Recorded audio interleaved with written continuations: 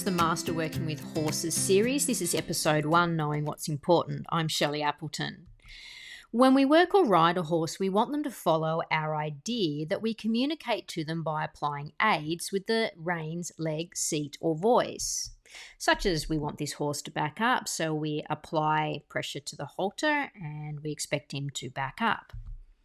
For the horse to respond, they must understand what the aid means, feel comfortable and confident to respond, and be motivated to respond. Therefore, when an expert horse rider or trainer asks a horse to do something and applies an aid using the reins, legs, seat, or voice, they take great notice how the horse responds at that moment. Therefore, to master working with horses, taking notice of how a horse responds when you ask it to do something is of great importance. Why? Because issues occur if a horse is confused, uncomfortable, not confident, or lacks motivation to respond, or they've learnt an alternative response.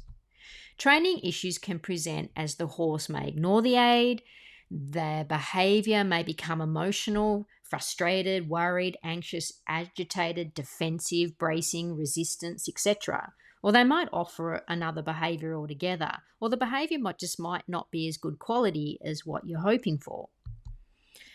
So, for instance, this is how this horse responded when asked to send on a circle in groundwork. So what this horse did is this horse would actually become very negative-minded, it'd become aggressive, and it'd have a propensity to actually charge the person that asked it to send. So issues stem from a lack of understanding, confidence, and or motivation, and therefore the solution is always to help the horse understand, build confidence, and maintain the horse's motivation to respond. Sometimes it may require discouraging the alternative behaviour if it's dangerous, such as the example in the last video.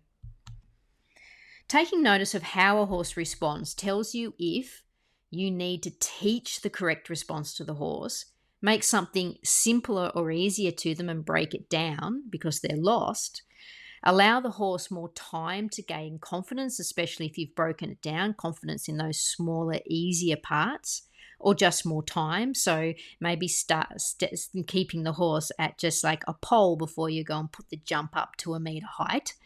Maintain motivation of the horse to give you a good quality response, but also it might give you a heads up to start looking for some discomfort the horse might be experiencing, arthritis, tack issues, etc. Now, this is that same horse we saw in the other video 20 minutes after I discouraged the negative behaviour, which what you saw in the video was all I did to discourage it, and focusing on teaching her how to respond. So going through a training sequence of teaching her and allowing her to build confidence to actually respond and remain motivated to respond and give the correct response.